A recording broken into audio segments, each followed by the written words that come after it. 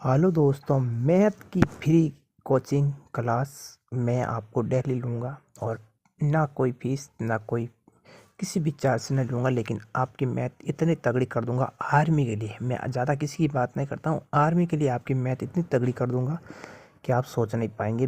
15 में से 15 सवाल राइट करने की गारंटी मेरी है, यदि आप मेरे इस लगातार मेरे साथ जुड़े रहेंगे तो अब फर्स्ट चैप्टर है आज संज्ञा पद्धति। संज्ञा पद्धति 3 दिन चलेगी, 3 दिन के बाद संज्ञा पद्धति समाप्त हो जाएगी और आप जो कहेंगे कमेंट में वही मैं चैप्टर करूंगा। तो हम देख सकते हैं परमेय संख्या किसे कहते हैं। वे संख्या जिसको p बटा q के रूप में लिख सकते हैं उसे हम परमेय संख्या कहते हैं। उदाहरण के देख सकते हैं हम 0 है, 1 है, 2 है, -1 है, -2 है, -3, 1/2, 5/4 इस और रूट 25,000 तो परमेय संख्या है, रूट 121,000 तो परमेय संख्या, क्यूब 27,000 तो भी परमेय संख्या है।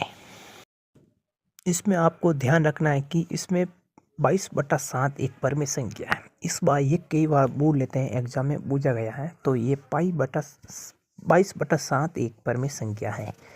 तो ये परमेय संख्या आपके लिए कंप्लीट हो चुकी। अब है अपरमेय संख्या। वे संख्या जिनको p/q के रूप में नहीं लिख सकते हैं।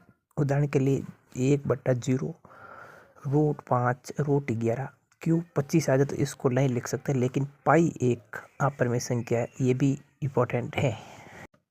परमेय और अपरमेय आपकी कंप्लीट हो चुकी है। यदि आपको समझ नहीं आया तो कमेंट कर सकते हैं, लेकिन ये थोड़ा ध्यान से पढ़ना बेहद ही ज़रूरी है।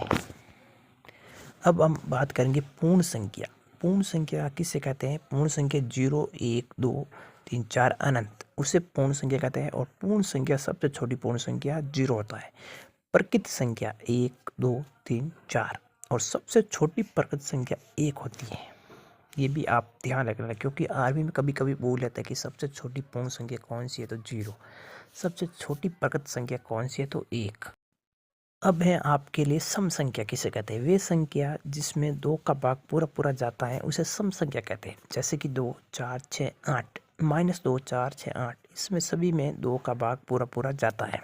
अब विषम संख्या, वे संख्या जिसमें 2 का भाग पूरा पूरा नहीं जाता, 1, 3, 5, 7, क्योंकि इसमें 2 का भाग नहीं जाता। तो सम और विषम में ये अंतर है। ये आपके लिए बेहद इंपॉर्टेंट है, क्योंकि आर्मी में कभी बोल लेते हैं कि वे संख्या जिसमें 2 का भाग पूरा पूरा जाता है उसे क्या कहते हैं, तो हम कहेंगे सम संख्या। अब बात करेंगे भाज्य और अभाज्य, लेकिन पहले भाज्य संख्या। वे संख्या जिसमें एक और खुद के अलावा किसी भी संख्या में भाग जाता है, जैसे कि 4, 6, 8, 9, 10, 12। अब आपको डाउट होगा कि 9 कैसे? 9 में 3 का और 9 का जाता है तो इसमें 2 का जाता है। सबसे छोटी भाज्य संख्या 4 है, सबसे छोटी विषम भाज्य संख्या 9 है। अब अभाज्य संख्या, वे संख्या जिसमें एक और खुद के अलावा किसी भी संख्या में भाग नहीं जाता है, जैसे कि 3, 2, 3, 5, 7, 11, 13। इन संख्या में किसी का भी भाग नहीं जाता। देख सकते हैं आप, 2 में, 3 में किसी का भाग नहीं जाता है, तो ये होता है। सबसे छोटी अभाज्य संख्या 2 है, सबसे छोटी विषम अभाज्य संख्या 3 है। एकमात्र ऐसी संख्या जो सम होते हुए भी अभाज्य संख्या है वो 2। ये क्वेश्चन पूछा गया, एकमात्र ऐसी कौन सी संख्या जो अभाज्य होते हुए सम होते हुए भी अभाज्य है, तो 2 क्वेश्चन। आर्मी में कई बार ऐसे भी क्वेश्चन बोल लेता है कि जातीय मान किसे कहते हैं। अब जातीय मान खुद का खुद होते हैं, जैसे कि 52, 14, 80 ये संख्या दी गई है। इसमें हम आपको बोल लिया कि 5 का जातीय मान क्या होगा, तो 5 का जातीय मान 5 ही होगा। अब आपको बोलेगा 4 का जातीय मान क्या होगा, तो 4 ही होगा। और 0 को पूछे तो 0 ही होगा।